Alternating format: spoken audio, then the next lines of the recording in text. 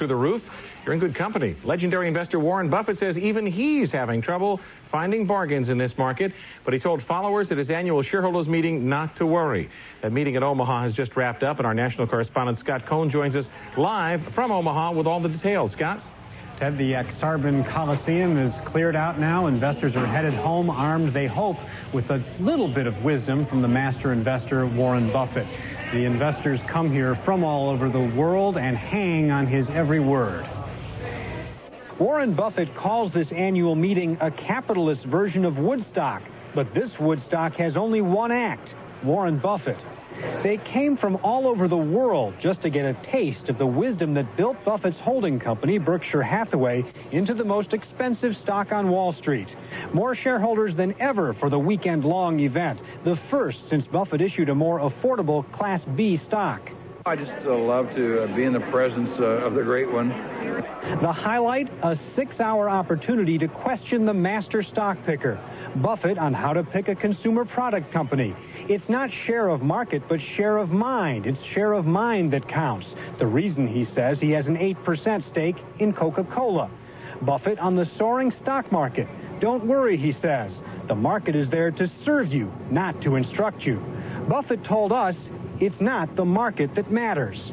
The stocks go up or down is another question, but there's a question of how much we're willing to pay for something. And it'd be the same way if I was buying a farm or an apartment house. I'd look at an apartment house, decide what I thought it was worth, and if the market would allow me to buy it at that price, I'd buy it. And if the market was higher, I would say that I'm not interested in buying it there. That doesn't mean that the person that buys it's wrong. It doesn't mean it's going to come down to my price the next day, but it does mean that by pricing it, I just don't want to pay that.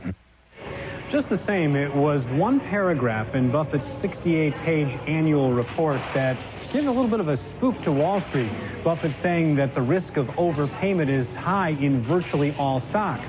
But Buffett said he was not making a market call, just saying that stocks, a lot of stocks are high-priced, that they may stagnate for a while and maybe getting ahead of themselves, but he says that's not the end of the world. Ted? What did Buffett have to say about some of the companies in which he's invested? He talked about McDonald's, and a lot of people had asked him about McDonald's because that was a company that Berkshire Hathaway has increased its holdings in.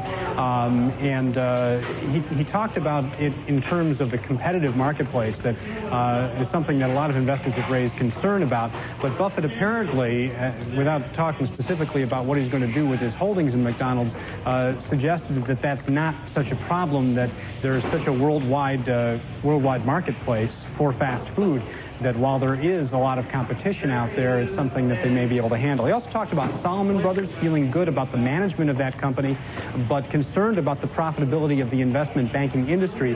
And he also talked about U.S. Airways, formerly U.S. Air, which often people have looked at as one of Buffett's great big mistakes. He says that things seem to be turning around well there. He's very proud of what Stephen Wolf, the CEO, has accomplished there. All right, Scott, thanks very much. Scott Cohn live in Omaha. Checking Berkshire Hathaway stock. Well, if you own the A shares, up $1,000, $39,000 a share. Berkshire Class B up $35 at $13.05 a share.